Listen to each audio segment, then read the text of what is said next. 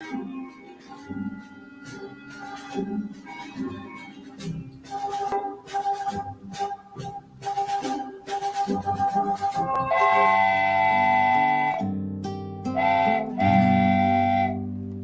nosso, que estais no céu, santificado seja o vosso nome. Venha a nós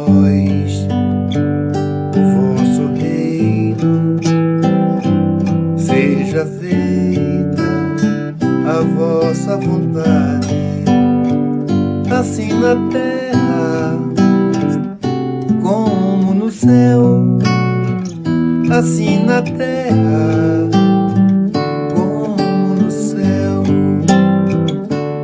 O pão nosso de cada dia dai-nos hoje, ó Senhor.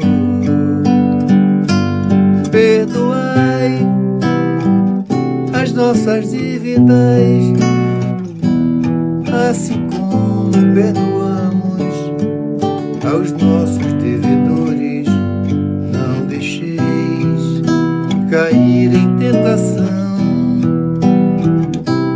mas livrai-nos de todo o mal. Não deixeis cair em tentação, mas livrai-nos de todo o mal.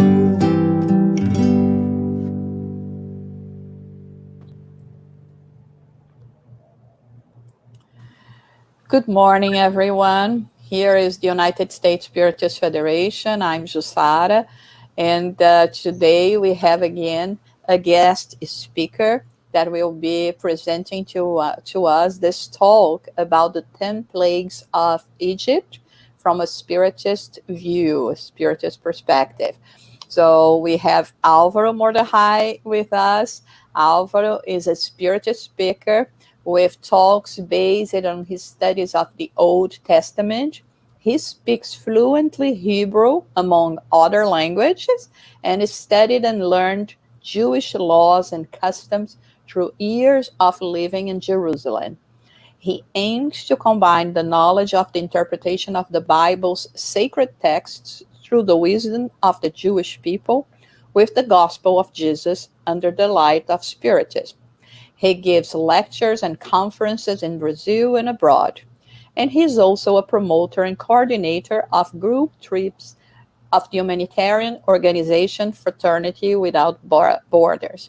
Álvaro is the second time he is with us, and we were really happy to have him again, because all this knowledge and this understanding from the Old Testament and making a connection with a new one, it's something that he has been dedicating for quite a while, and it enriches us here in terms of us as Spiritists as well understand better the scriptures that we have received from the 4 Gospels as well. So, but before we start, we would like to say our prayers, and we invite every one of you to follow us in our prayers. So we elevate our thoughts, unite our hearts, asking for the guidance and protection of our Heavenly Creator, that we may be assisted in our endeavors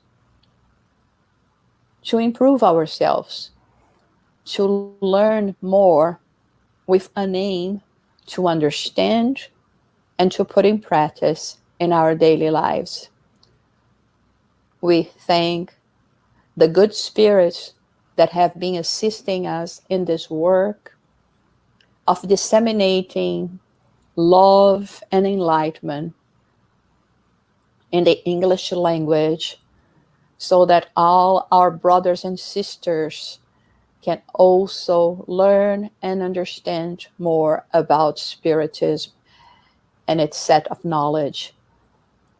We ask for protection and guidance for our dear friend Álvaro, and we ask permission to start our talk this morning.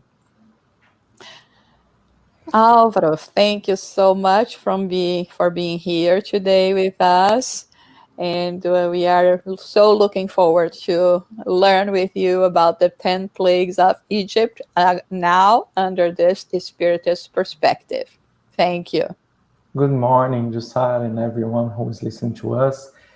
Each invitation that we receive to be here talking in English, it's a personal challenge.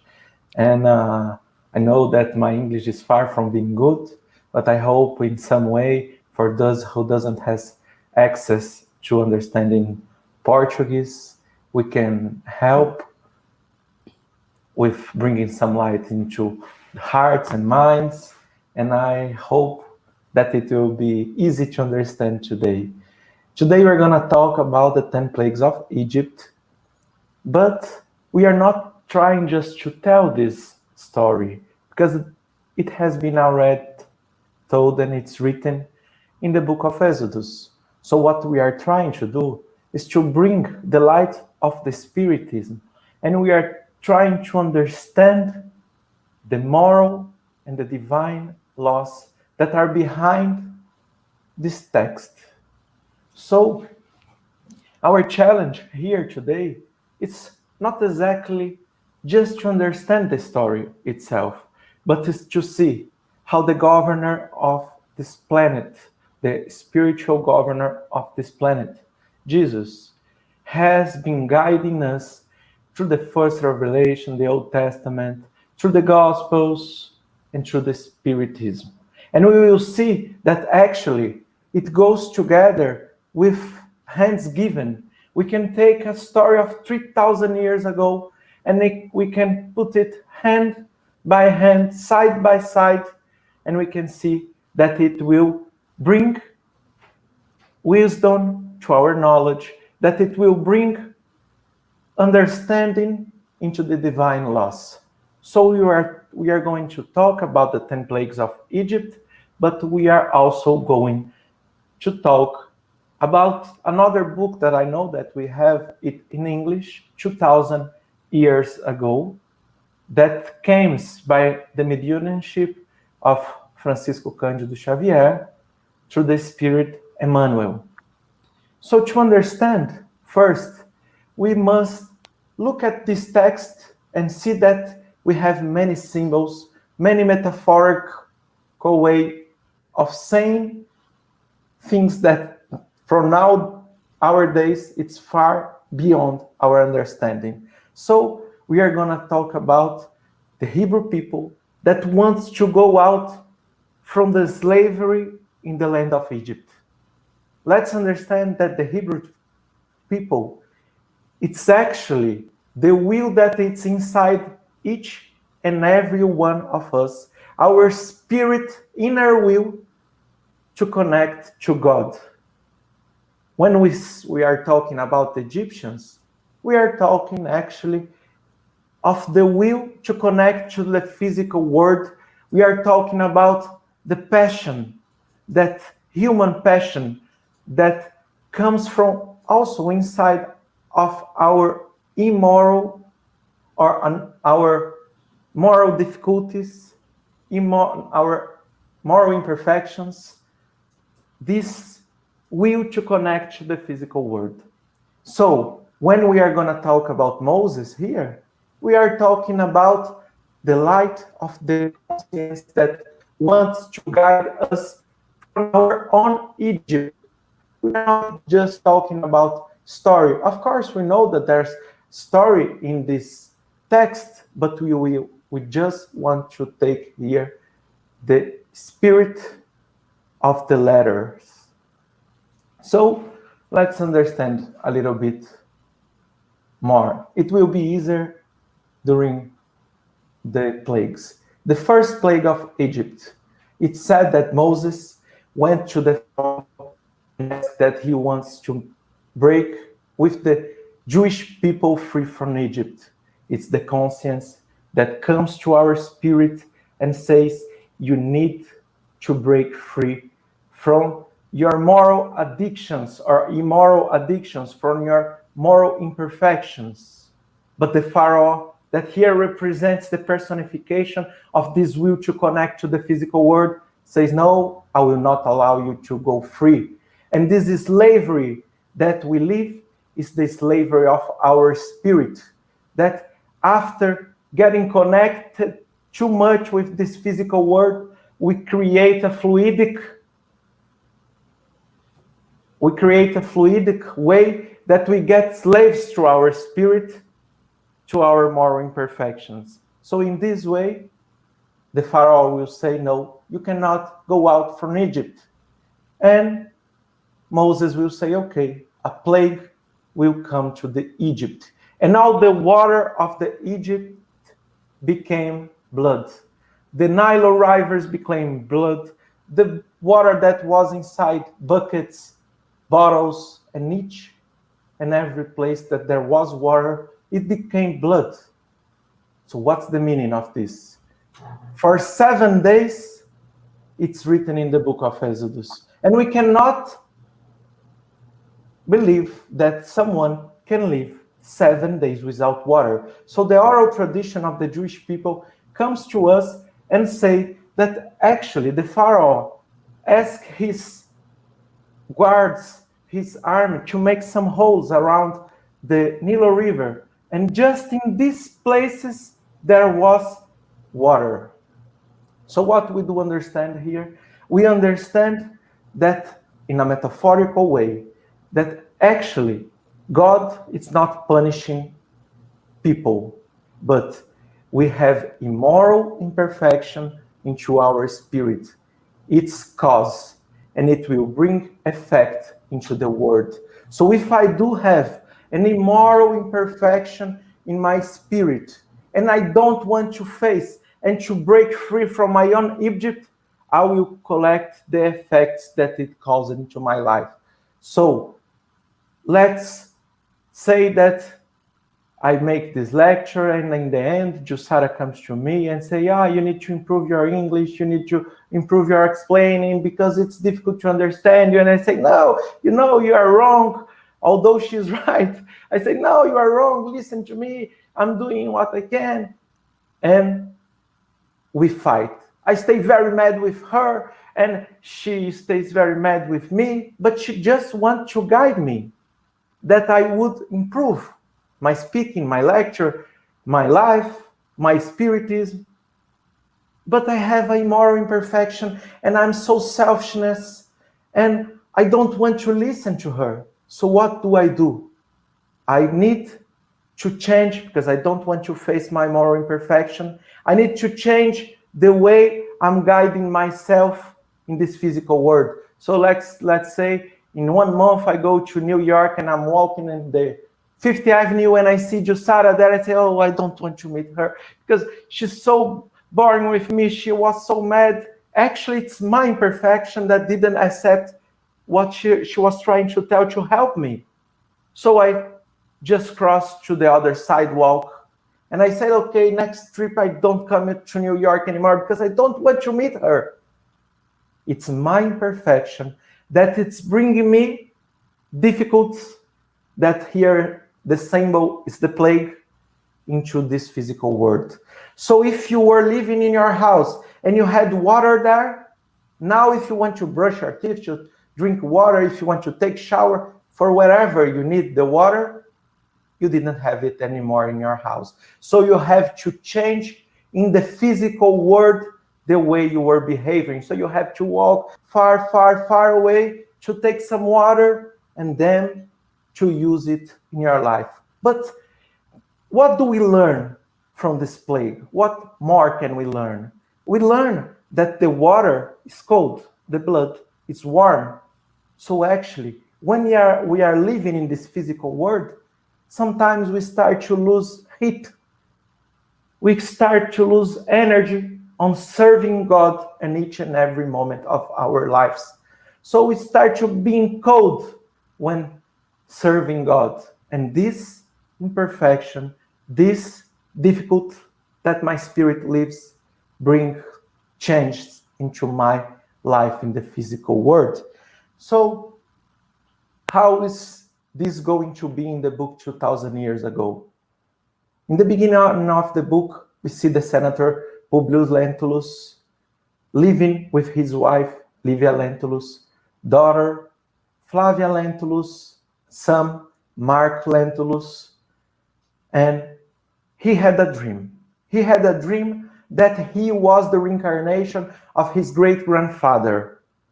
Senator Publius Lentulus, he saw in his dreams that he was his reincarnation. And this is difficult for them because Roman people, they didn't believe in reincarnation.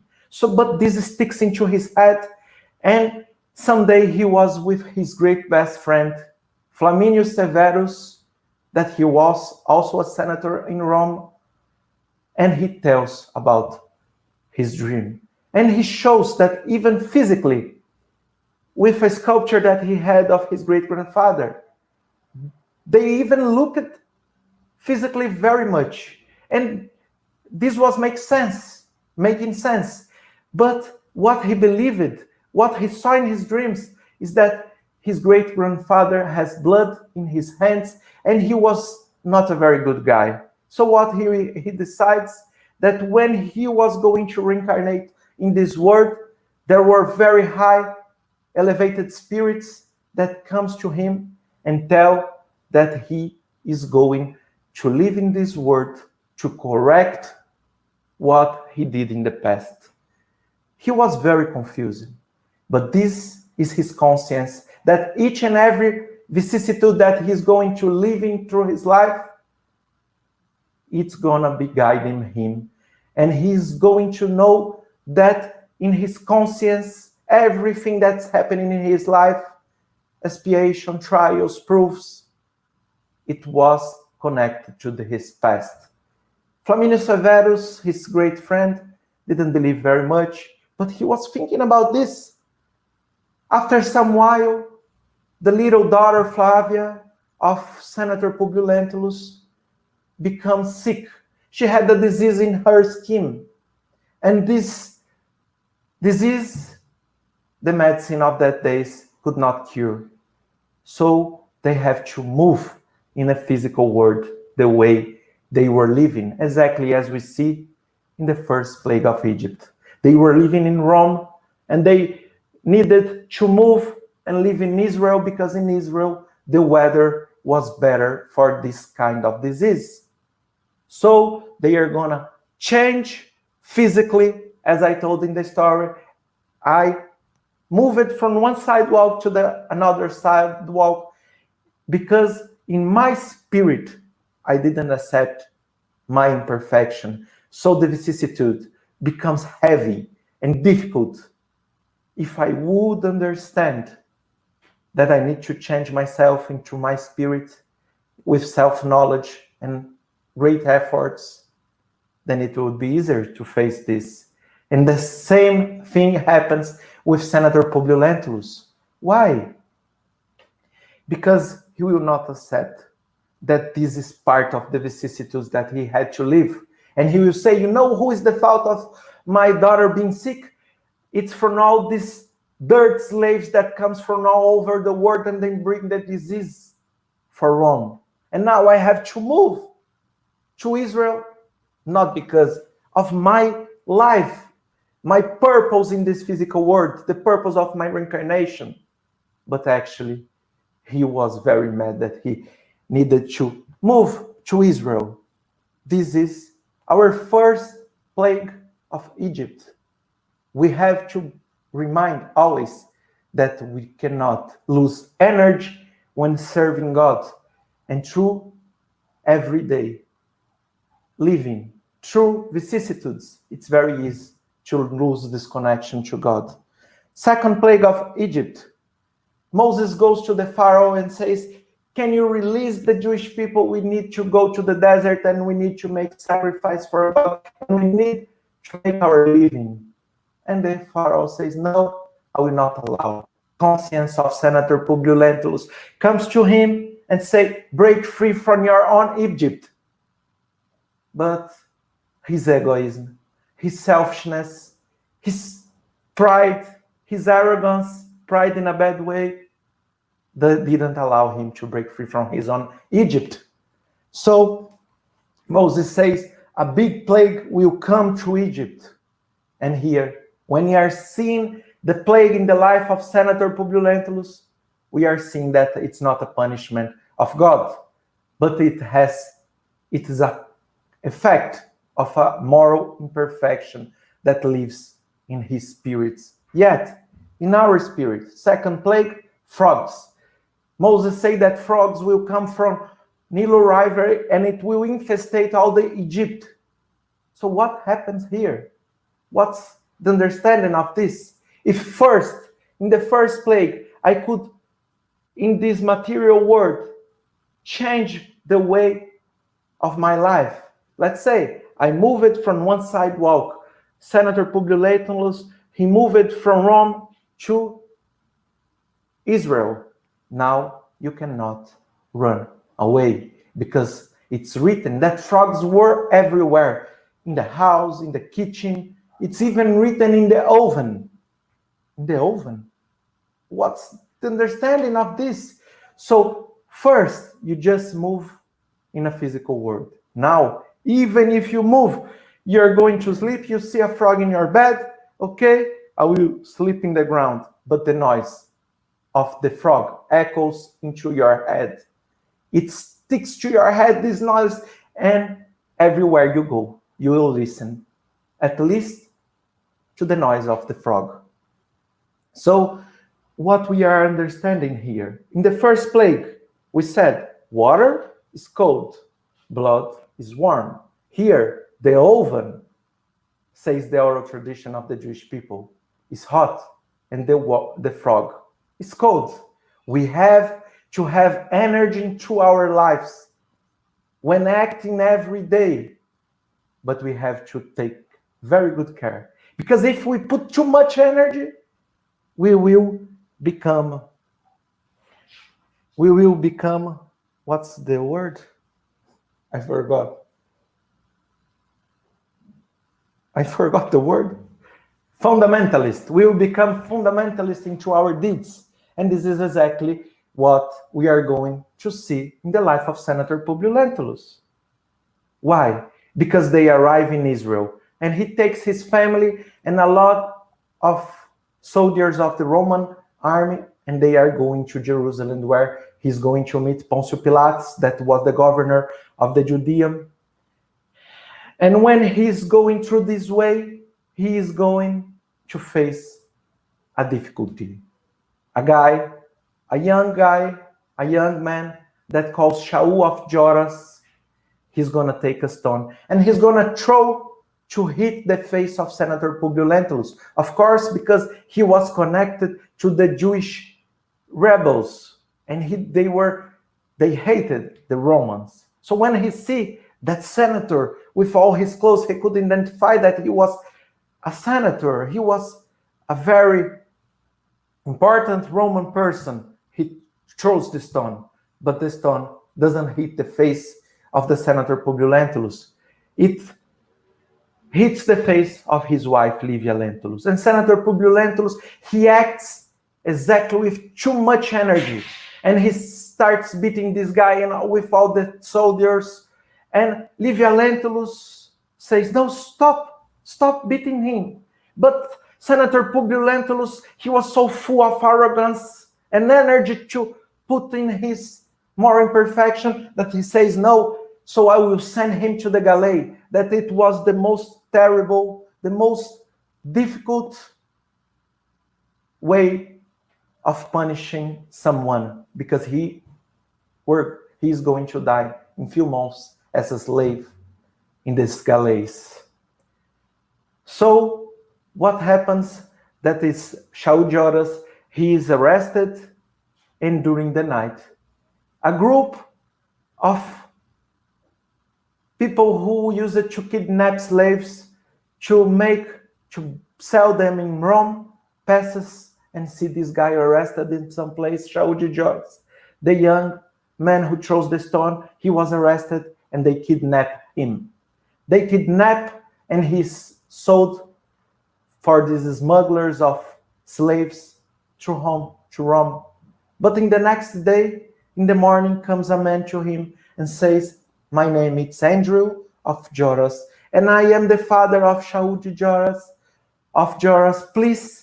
Please, can you release him from the punishment you give? I am a father. I'm asking you as a father. I know you are a father also, Senator Publio Lentulus. Please, I ask you, release my son. And he knew that this guy was disappeared, and he thought probably he ran it away in this night and he will arrive into his father's home. But he was so full of arrogance. He was a slave in his own Egypt of the arrogance, and he says, no, listen, Andrew of Joras, I will not do this. And Andrew of Joras says to him, you are gonna know into your life what's to have an enemy. And here we have the second plague in the life of Senator Publio Lentulus. He put too much energy in what he was doing. And because he was a slave into his own Egypt, he will find the consequences of his deeds into his life. Third plague of Egypt, kinim, lices. What's license? What's the difference? Moses goes to the Pharaoh, asks that he wants to set the Jewish people, the Hebrew people, free, and the Pharaoh doesn't allow, and he says that the third plague will come to the land of Egypt. The conscience asks Senator Publio Lentulus that he must break free from his own slavery, in his moral imperfections, and in this way, the Pharaoh that lives inside him says, no, you're not going to break free from my slavery. So what's the difference of lices into frogs? The difference is that in the second plague, the noise echoes into our heads, but the lices, it sticks to our heads. It stays in contact into our head, and you cannot run away from it anymore.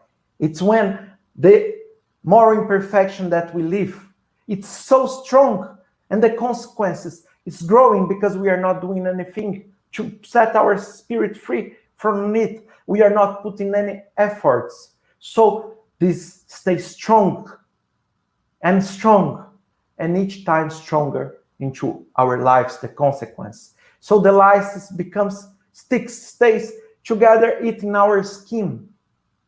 So this is the third plague. What we should learn, that as the license, we have to be very small into our lives, and we have to do our work wherever we are planted.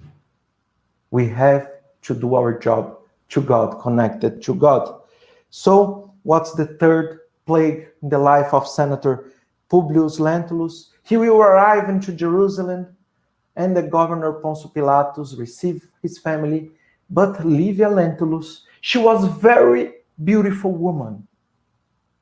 And when Pontius Pilatus see her, he wants to flirt with her.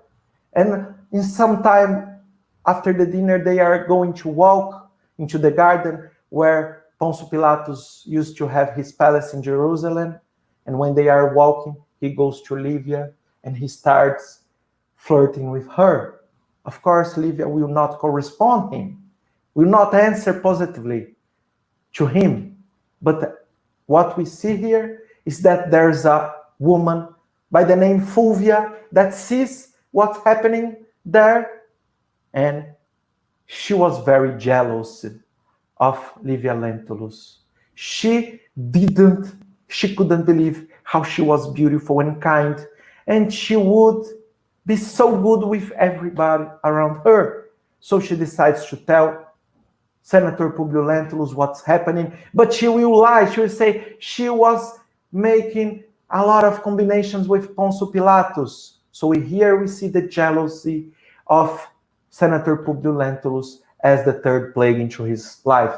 And Joanna de Angelis will say that jealousy can bring its victim to madness. You can become crazy. As lices into your head, it brings you so mad that you can become crazy about. This is the third plague of Egypt. The fourth plague of Egypt out of wild animals. Moses goes to the Pharaoh once again and asks that he needed to set the Hebrew people free from the land of Egypt. And he doesn't allow. So he says that the fourth plague will come and wild animals once again would infestate the Egypt. We already told that what we are seeing here, that the plagues are not punishment of God, but are consequence of our moral imperfections. And because we are not changing our spirit, we doesn't want to break free from our spirit, from our moral imperfection. So the pain starts to grow into our lives, not showing that God is punishing, but actually that he has mercy and he doesn't send a very strong pain that we cannot hold into our lives, but gradually grows into our lives. In this fourth plague, we see the wild animals infestating the Egypt, and we will see in the book 2,000 years ago that what's going to happen is Senator Publius Lentulus, because Livia Lentulus and her slave Anna would ask him to meet Jesus. Today we're not gonna talk about this chapter 5 of the first part of the book, the meeting of Senator Publius Lentulus with Jesus, but it's one of the hottest point in the book. So here we will see that Flavia Lentulus, the daughter of the senator, she would be cured by Jesus. But the senator Publius Lentulus didn't accept that Jesus cured her. So what happens? He goes back into his house. Flavia Lentulus is cured. She doesn't have anymore this skin disease, and they were ready to go out of the land of Israel. But this guy, Andrew of Joras, the father of Shaul of Joras, that we talk about them in the beginning of the speech, he decides to kidnap the son of Senator Publius Lentulus. So we see here the wild animals going inside the house of Senator Publius Lentulus, exactly as is told in the book of Exodus, that the wild animals went inside the house, the palace of the Pharaoh. So Andrew of Joras, with the help of another slave, he is going to kidnap the son of Senator Publius Lentulus and Livia Lentulus. And they were ready to go out of Israel. They could not go out anymore because they needed to find their son, Marcus Lentulus. We saw here the infesting of Egypt with wild animals. So now we go to the fifth plague of Egypt, devil, pestilence. Once again, Moses goes to the Pharaoh and asks him to set the Hebrew people free from the land of Egypt. And the Pharaoh say, no, you are my slaves, and I will not allow you to go out. Exactly like in the life of Senator Publius Lentulus, when his conscience, once again, asks him in each and every vicissitude of his life that he should use all the vicissitudes to make his spirit free from the moral addictions that he was living. So, Dever says that the pestilence will come to the land of Egypt and it will kill all the animals, all the cattle, all the camels, all the horses, all the animals of the land of Egypt.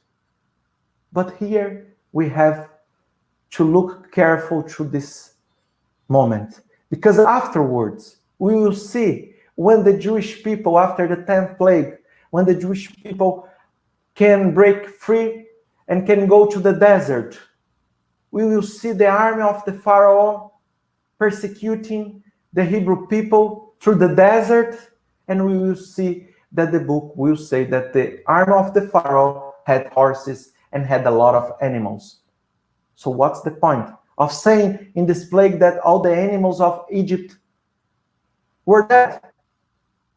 Actually, the oral tradition of the Jewish people says that not all the animals were infested by this pestilence, but actually some of the Egyptian people, they were afraid of God, but they were not doing good and helping to release the Jewish people. They were afraid of the consequence of doing wrong stuff and going against the Hebrew people, but they were not good enough to help them.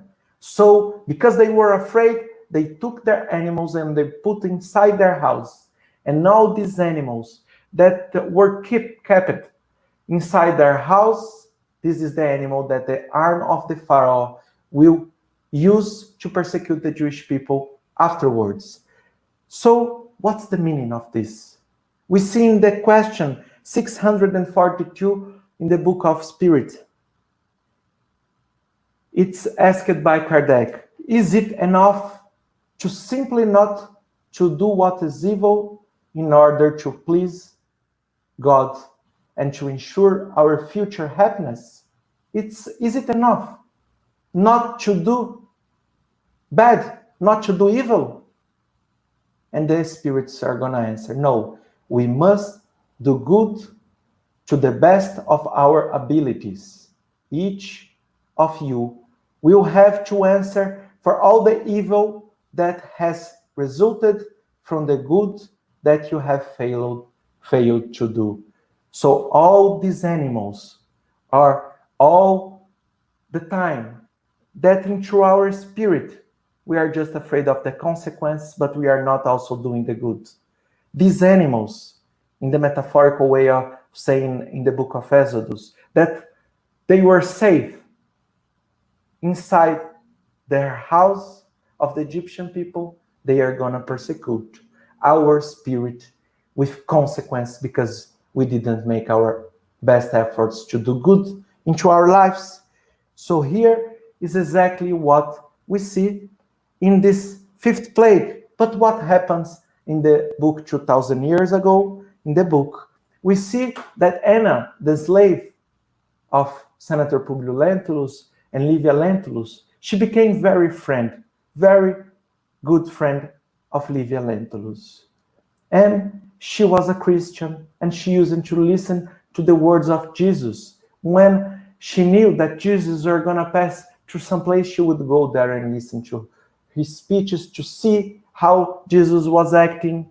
And she knows that her good friend, Livia Lentulus, she had her heart broken because Marcus Lentulus could not be found, and she was living misery into her life, living in Israel. So she invites Livia Lentulus to go with her and listen to the words of Jesus. Livia, that she was a missionary in this book, we will see that she says to Anna, listen, I go with you, but I want one clothes of this that you wear, because I don't know that everybody will look at me and sees me as a Roman patrician.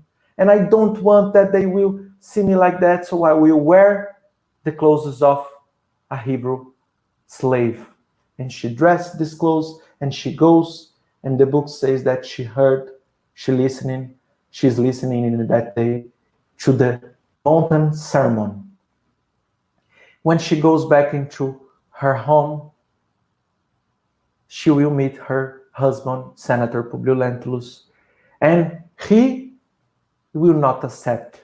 When he see that she's wearing the clothes of a Hebrew slave, she say, you are a Roman patrician. How can you wear these clothes? Where you were? She says, I went to listen to the words of Jesus. But I don't want you to listen to the words of Jesus. So they are living the fifth plague in their life because their hearts will be broken and they will be affected living inside their home. They will live with very great difficulties into their lives.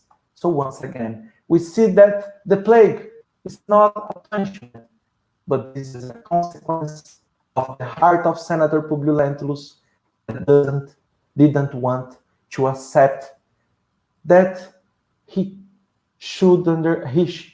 and she should understand the lessons of Jesus, the lessons that comes into his conscience, and he knew that all these vicissitudes through his dream was important through his life, but he was not ready to accept this. He was so arrogant. He had so much difficulty with his pride in a bad way that he couldn't understand. So they are gonna live a lot of difficulties into their lives. So we go to the sixth plague of Egypt. The sixth plague, it's sherim in Hebrew, boils.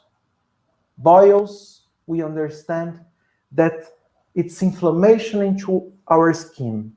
If we take wheat and we put fist in it, it's going to grow and look much bigger than it really is. The wheat becomes much bigger when it becomes bread. So what's doing the pride into our lives? Pride in a bad way. When we become arrogant, we want to be seen by others much bigger, much greater, much better, in much a better way that we actually are. So these boils into the skin shows that the arrogance of the pride comes as a plague in the life of Senator Publio Lentulus. So in the life of Senator Publio Lentulus in the book 2,000 years ago, Senator Publio Lentulus, is with his wife in Jerusalem because it was Passover, and in Passover all the Roman people, Roman army, Roman governors, Roman senators that were living in Israel used to go to Jerusalem because it was a difficult time. It was dangerous because millions of Jews used to be in Jerusalem for Passover. So if there would be some difficult, some rebellion, they should be there to take care of this. So they are in Jerusalem for the Passover, and Anna, the slave of Livia Lentulus, comes to her and say, Livia, Jesus are going to be crucified today. You must do something. You must help Jesus. You are a wife of senator. Ask him. You should ask him. But she couldn't, because as we saw in the fifth plague, the pain that they have in their house, in their home, now would grow. And because they are not together and they were fighting very much, and Senator Publio Lentulus was jealous and he couldn't understand the life that Livia chose for her, so she couldn't talk to him. So she decides to talk to Pontius Pilatus. He was the governor, and of course he would accept to talk to her. So Livia Lentulus goes to the palace of Pontius Pilatus, and in that exactly moment there was having a meeting where Senator Publio Lentulus and many other people were together with Pontius Pilatus. Someone comes to Pontius Pilatus and say, listen, the wife of Senator Publio Lentulus, Livia Lentulus, wants to talk to you. And of course, he was very attracted to her. He says, okay, I go immediately. And when he goes, he tries once again his ways to have something sexually with Livia Lentulus. Of course, she will not accept this, and he will not listen to her. And when she found a woman that was jealous of Livia Lentulus, and that one that couldn't understand how she was so kind into her heart and so beautiful and such a good person, that she calls Senator Publio Lentulus and say, you see, you didn't believe me in the beginning, now you see that Livia Lentulus is going out from the room of Senator Poncio Pilatus. And you see how I was telling the truth, and Livia all the time was just lying about. When Senator Publio Lentulus see this, he has his heart destroyed. In his conscience, he know that this was not happening, but he couldn't even listen to her to understand what was happening through his life. He was so arrogant that he couldn't listen to her. He was living the sixth plague into his own Egypt, where the vicissitude is just asking that he should listen to his conscience and should reflect how he was acting into his life. So this is the sixth plague of Egypt, seventh plague of Egypt. Hail, Barad. What is hail? It's ice stones that comes from the sky. It's a rain of ice stones. But what's ice? It's water. What's the understanding of water into the Jewish tradition? This is the representation, is the symbol of goodness, of kindness, how we should act into our lives. Why? Because when we see a river, the water flowing, we see that when it meets an obstacle, a stone, the water will just deflect from the stone, but it will not stop doing its work. It respects the obstacle. It changes its direction.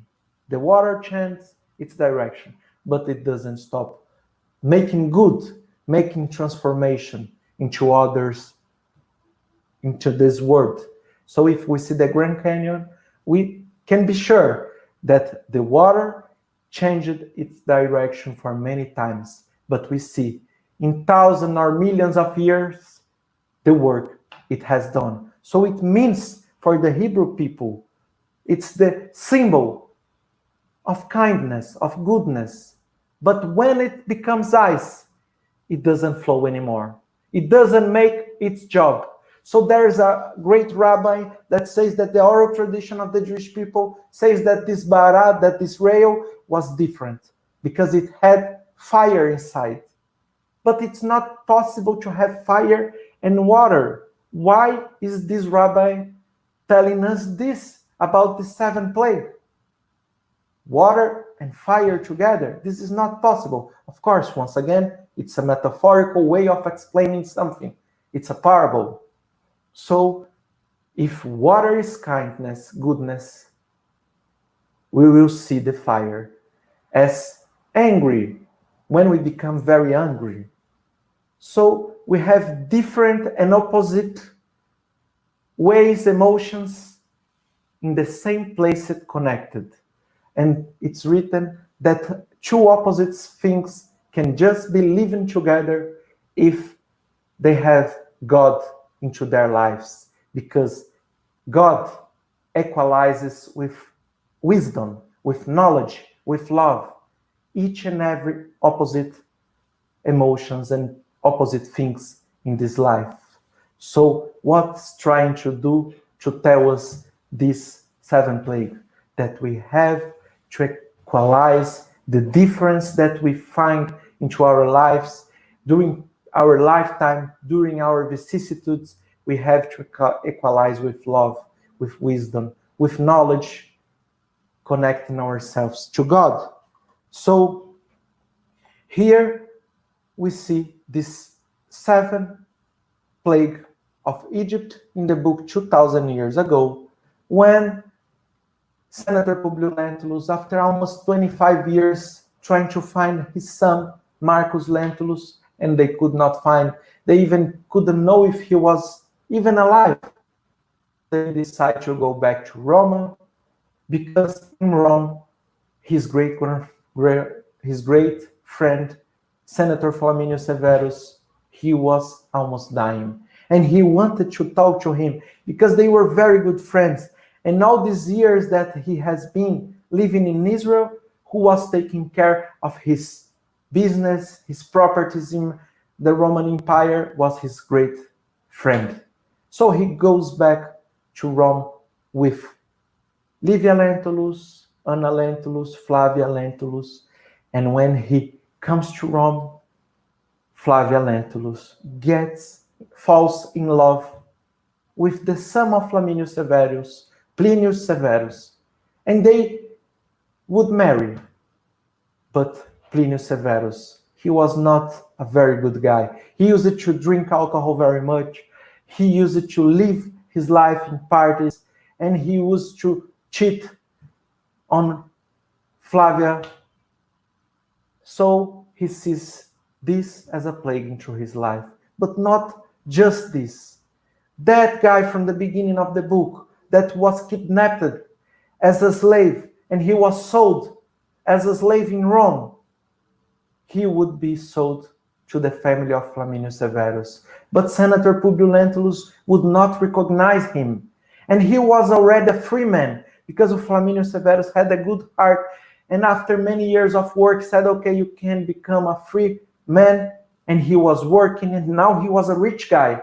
And when he sees Senator Publius Lentulus, he wanted very much. He was very crazy, very mad with him, and he was very angry.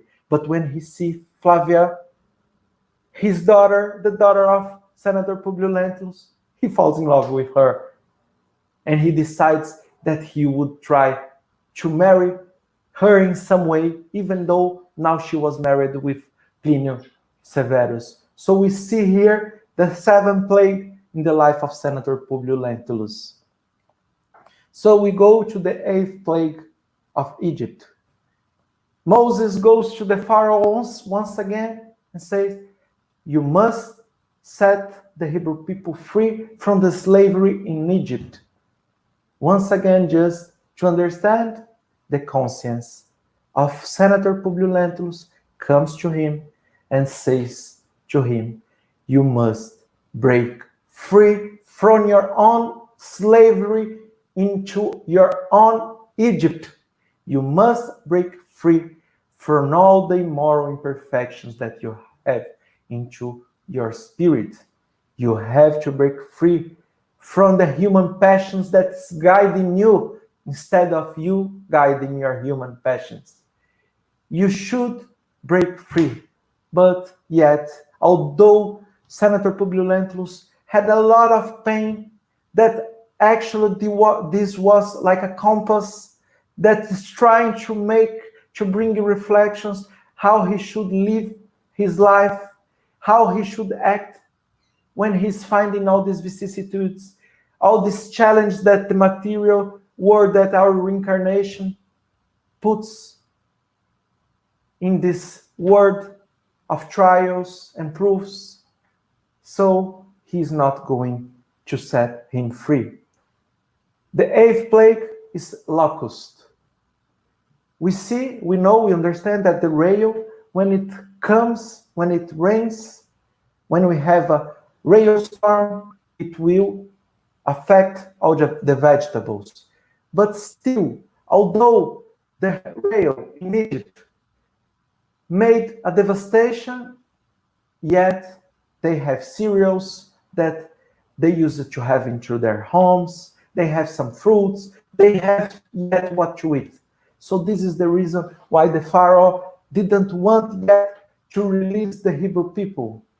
So when it comes the locust, it will devastate every food and everything they had to eat in the land of Egypt, and it will infestate all the land of Egypt. But it's written something here in the book of Exodus, that all the land of Egypt was so full of locusts that the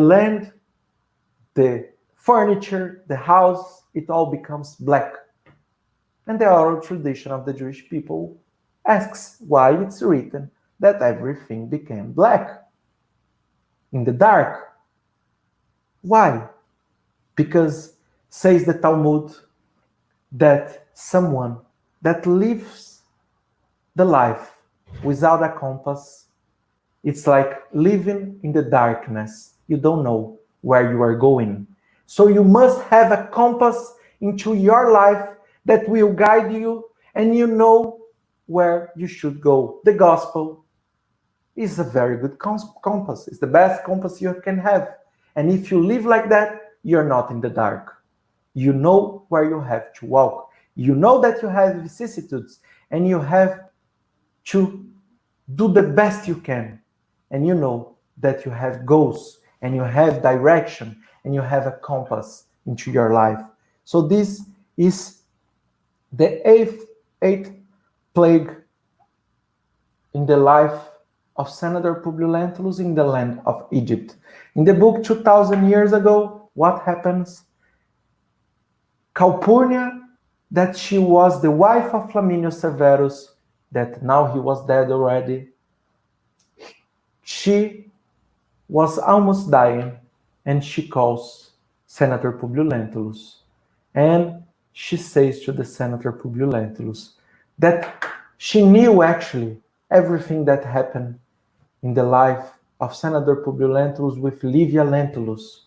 And she was 100% sure that Livia Lentulus would never cheat Senator Publius Lentulus. She was 100% sure. And she now could understand in the last days of her life that Livia Lentulus, she had a very good heart, and that the Romans were not ready to understand how her heart was following Jesus. But now, Calpurnia, could understand. She could understand what happened into the life of Livia Lentulus. And she advises Senator Publius Lentulus that he should forgive, and he should go and talk to his wife, because they were already more than 30 years without talking one to another. So the Senator Publius Lentulus, that he didn't have this compass in his life. He had his conscience, but he doesn't accept the suggestion of his conscience, the guidance of his conscience. So what was happening here? We see that he says, okay, I'm gonna receive a great medal from the emperor, and after I receive this, after all the world will know that I'm such a great man to the Roman Empire, I will go and I will ask her to forgive me, and I will say that now I understand that she didn't do anything against me, and she was doing her better, and actually that I was wrong into myself. And the book of Exodus says in this plague that the Pharaoh, exactly as the Senator Publius Lentulus, sees that he had made great mistakes with the Hebrew people. So here we see that the Senator Publius Lentulus that could go in the exactly moment and ask her to forgive. He will not do this. He will wait for 1-2 days after he will receive this great medal, after he will receive this great honor of the Roman Emperor. And one night before, the slave of Livia Lentulus, Anna, she was a Christian and living in Rome, that it was not allowed to have Christian meetings, so the Christians would meet inside the catacombs, under the ground, in the catacombs of Rome. So she comes to Livia and say that John Cleophas, he was coming to Rome, and he was going to talk how was his experience living with Jesus. He would make speech and he will talk about Jesus, and she invites Livia to go with her that night. So they go to the catacombs, and when they are leaving this meeting, and they are living with the words of love of the Gospels, the Roman soldiers comes to this catacomb and they arrest every Christian that they were there. And they take them to the jail and they say that in the next morning they would be given as martyrs, they would be thrown into the Circus Maximus, where the Christians, the first Christians, would face the lions, all the beasts that they were eaten as martyrs. So when Livia sees what was happening, she knew that they couldn't kill her because she was dressing as a Roman patrician, and it was not allowed. Knowing this, but knowing that she had lived in a misery in the point of view of this material world, but actually her heart was ready to give her life to Jesus. So she says to Anna, Anna, my slave, I ask you to change clothes with me. And in this moment, I ask you that I want to die as a Hebrew slave, and you can wear my clothes. So in the next morning, when the Emperor Nero was with Senator Publius Lentulus in the Circus Maximus, they were seeing that all these Christians, they were going to be eaten by these wild animals in this arena. So when they are throwing everybody into this arena, they see this Roman patrician that now was Anna, the slave. And they say, you are not going to die. You can go away. But she wanted to die. She doesn't want to go away. And when she comes into the house of Senator Publius Lentulus, he's expecting that he will come. And when he is ready to apologize for Livia, Anna tells what happens. And here he is living the most terrible plague of his life. And he has his heart devastated. But here we don't see yet that Senator Publius Lentulus wants to break free from the slavery of his spirit. Yet the pain was not strong enough that will touch his heart. So we go for the 9th plague of Egypt. Now just the two last plagues, and then we finish our speech today. So the 9th plague of Egypt, it is darkness, choshech in Hebrew, darkness. So Moses goes to the Pharaoh and says that he wants that the Pharaoh will set the Jewish people, the Hebrew people, free from the land of Egypt. And the Pharaoh was not ready. Exactly what was happening into the spirit of Senator Publius Lentulus, and maybe it can be happening with us. So in this moment, all the dark will become, with all the Egypt, would become so dark that there was no light. There was no light in all the land of Egypt. It's written that just in the land of Goshen, where the Hebrew people used to live, there was a bit of light, a light.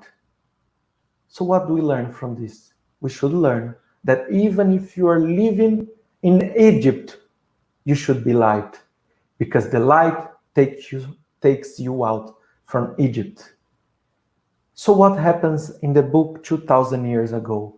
Nero has finished his empire, and now Vespasiano was the new empire of Rome. And he was a good friend of Senator Publius Lentulus. So he calls Senator Publius Lentulus, and he calls another senator, Pompilio Crasso, and he says that he was needing help because the land of Israel, there was great rebellion happening there, in that moment, and he needed people that knew very much the land of Israel, and they would help the Roman army. So Senator Publius Lentulus and this friend Pompilio Crassus, senator also, they will go to the land of Israel once again, and they will help Titus, that afterwards he will also become empire in Roman history. So in this moment, we see that they are helping in the fights with the army, but in some point they are kidnapped. Pompilio Crassus and Senator Publius Lentulus, they are kidnapped by these rebels, and they were taken to a very dark place. And when he listens to a voice that says to him, Senator Publius Lentulus, many, many years I expected for this moment. And when he sees Andrew of Joras, the father of Shaul of Joras, the one who said that he would know what's to live with an enemy in this world, he sees him, and he was one of the leaders of the rebels. And in this moment, he says, now I will ask my slave Italus to make you blind. And he takes something and says to his slave Italo, but this slave, he was so different. He was not Hebrew. He looks very, very much as a Roman guy. And Senator Publius Lentulus, although all this was happening, he was attracted to this guy, and he couldn't understand what was happening. So this Italo, the slave of Andrew of Joras, makes the Senator Publius Lentulus blind. He has, as the 9th plague, he has darkness into his life.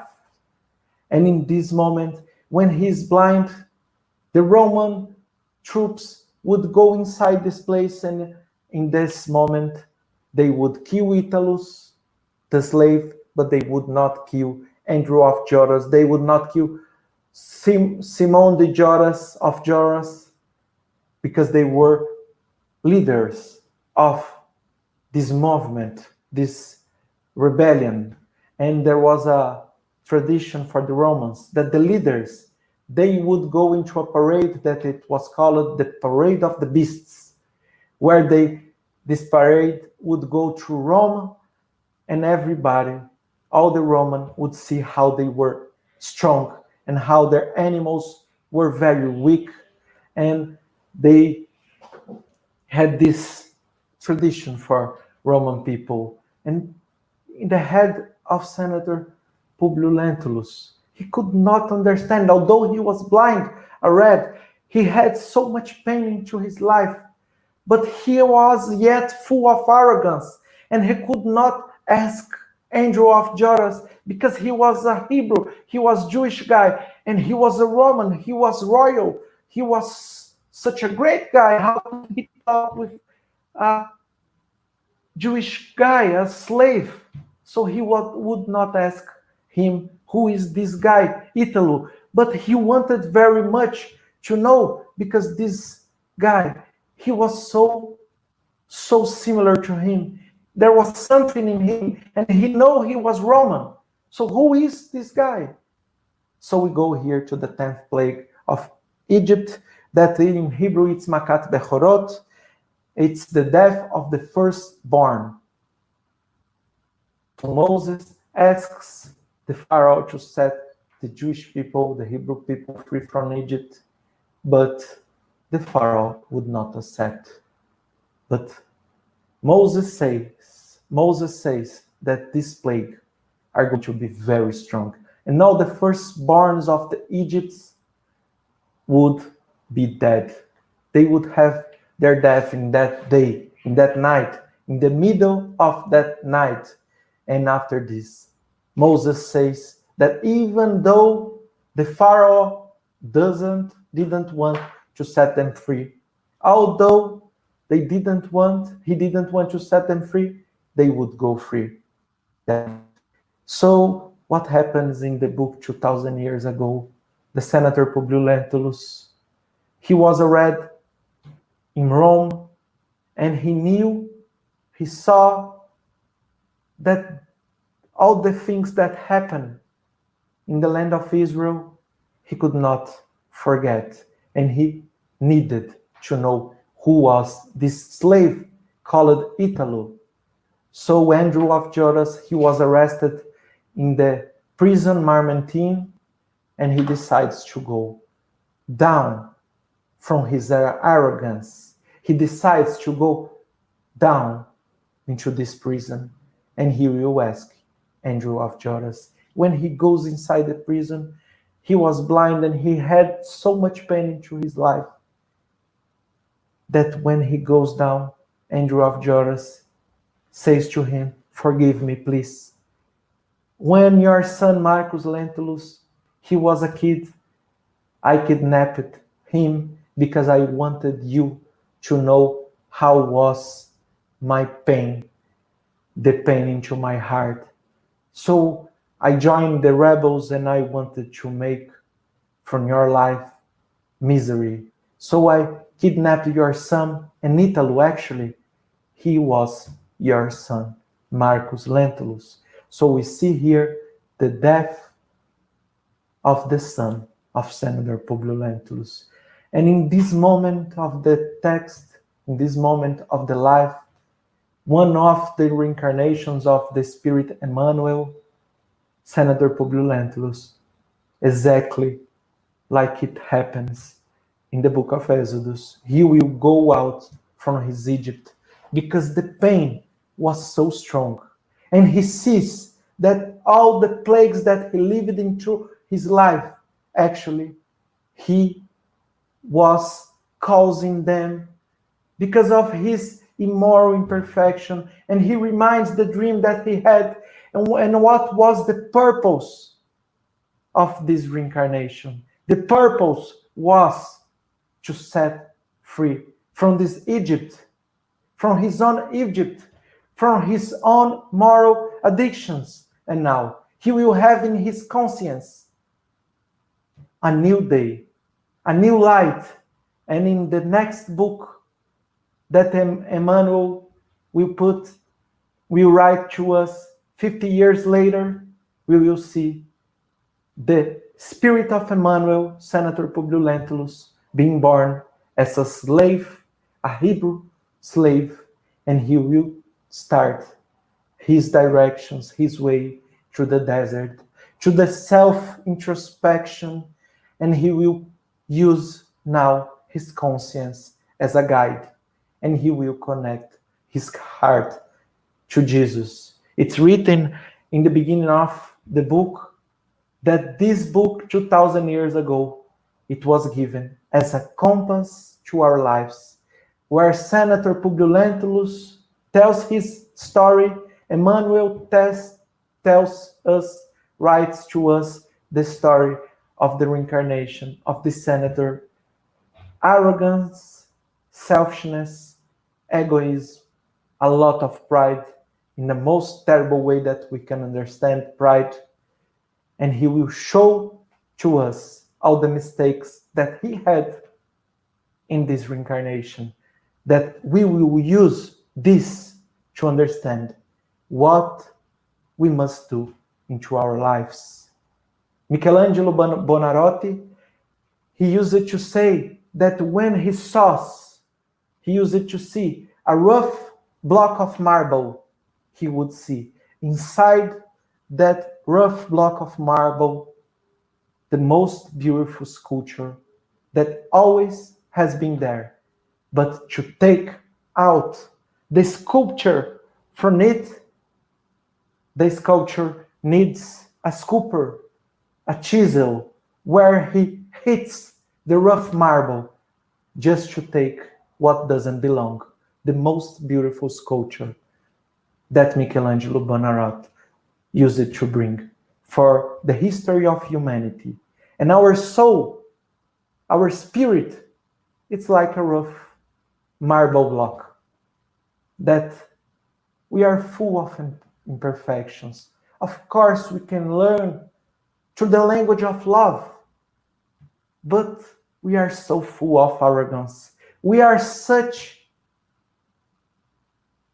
kind of people that we are yet maybe slaves into our own Egypt. And through the hits of the sizzle of the sculptor, it takes out from the rough marble the moral imperfection that actually this doesn't belong to our spirit. And it will bring the most great sculpture that actually the sculpture is God. And with his divine providence, he is guiding us, and there is no suffering, there is no pain, there is no moral imperfection that will stay with us for the eternity. And what will become from our spirit is the most beautiful sculpture of God, the purification of our spirits through the multiple reincarnations that we live. So in this text of Exodus, joining and make this through the light of the Spiritism, we can understand that maybe we are yet living into our land of Egypt, but with our own efforts, living our lives with the connection of God, maybe we can go out from our Egypt. Or if we already went out from it, maybe we can help, as Emmanuel is telling us his story in the book 2,000 years ago, showing what's the compass, what's the direction that these pure spirits made to get into the point where they are living. So here we finish today this lecture, this speech. I apologize once again, my terrible English. Sometimes I think it's not possible even to understand, but I hope the message was clear.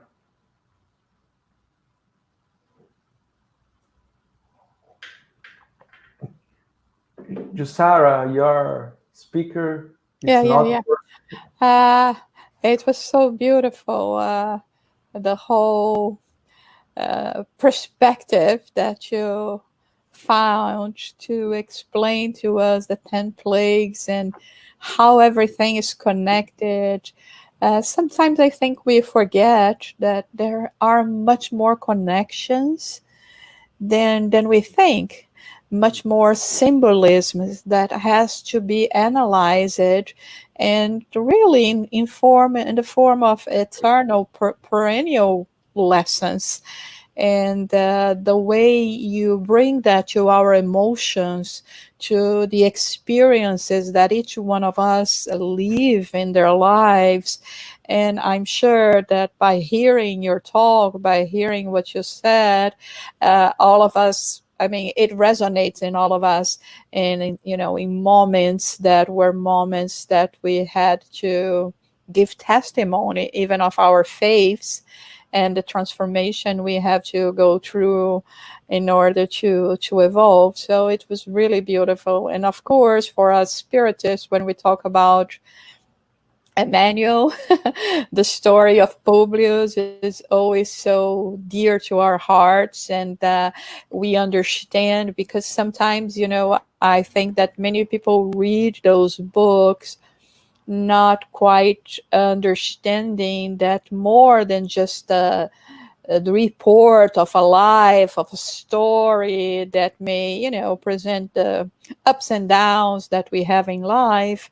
They were reported by Emmanuel because they bring precious lessons, and he wants to, like an older soul, he wants to share with us his knowledge and his experience, and trying to teach us how we can as well endure, but at the same time, with those lessons, grow.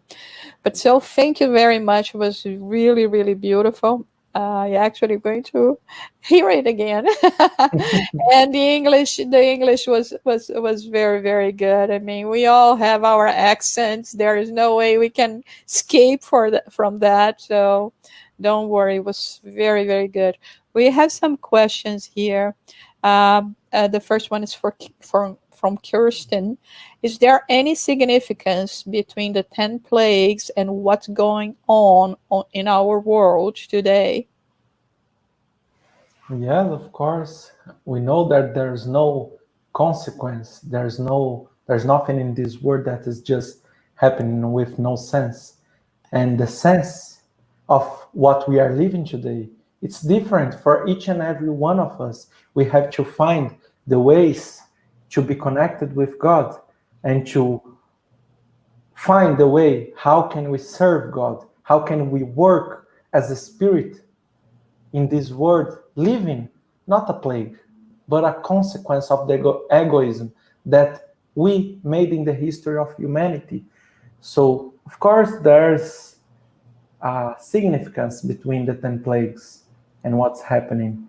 So, in our conscience, if we look deeply into our conscience, because it's so easy to make confusion and to use our human passion to not understand the message, the real message that comes from God into our conscience, that comes from the spirits into our conscience. So if we look in a very reasonable way and we try to listen to our conscience, we will understand what's the purpose individually into our lives for why we are living today in these days, this not plague, but this consequence that we have to trust God and we have to be sure that the divine providence is guiding us.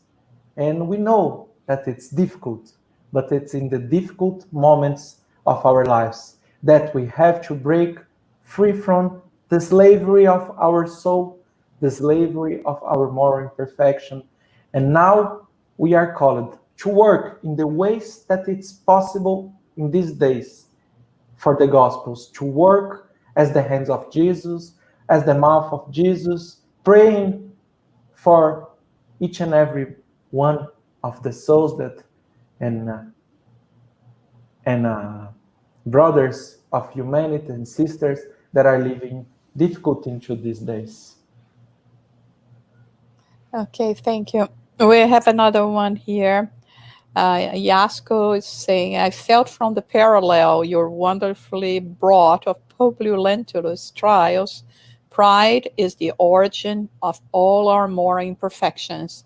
That is to say, vanity, jealousy, arrogance. Is Spiritism tips to control pride? Spiritist tips? What's tips? It means gives any advices for us to control pride? Yeah, self-knowledge.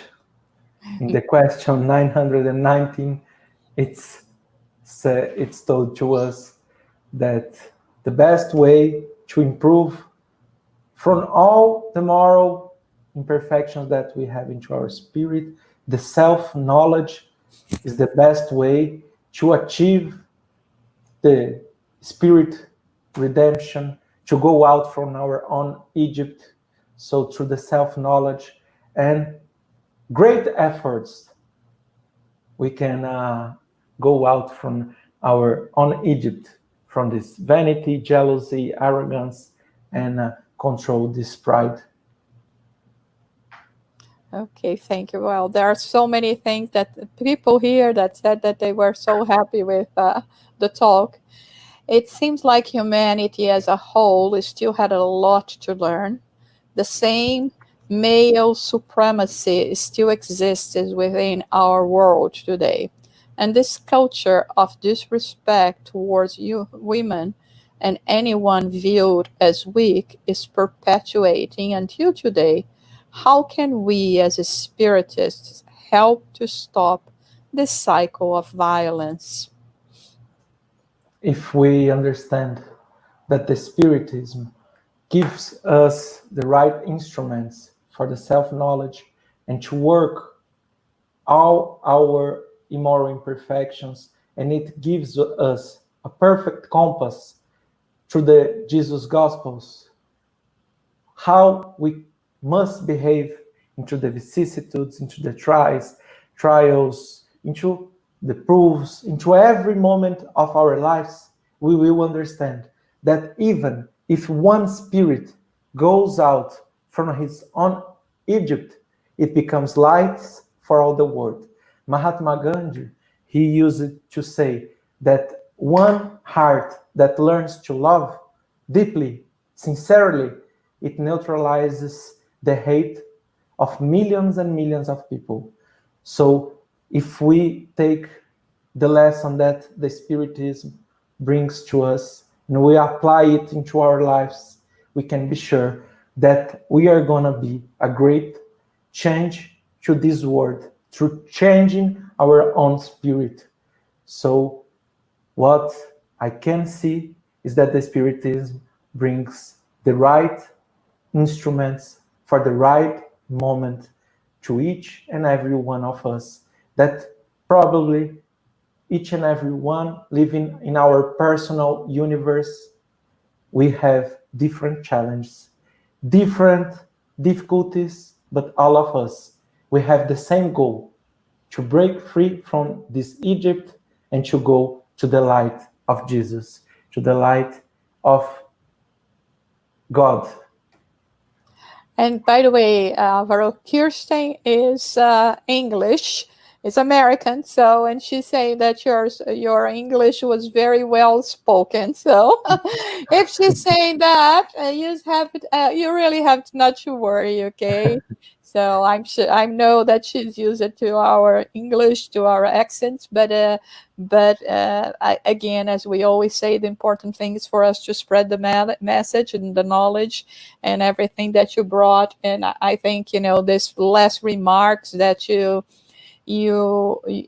just said in terms of how a heart that knows how to love is can really make an impact in the world.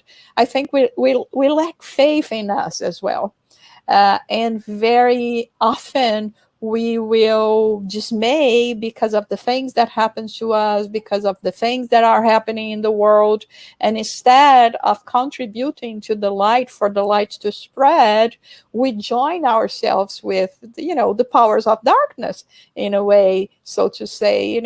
So yeah, we have to go through that. And also in terms of, this last question that Kirsten asked, we will see equality prevail.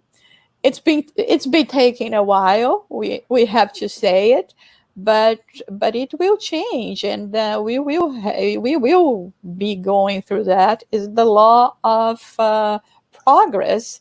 So I thank you so much, Alvar. That was a beautiful, beautiful presentation. We are very happy. I'm sure that each time more you are going to be known in the US as well.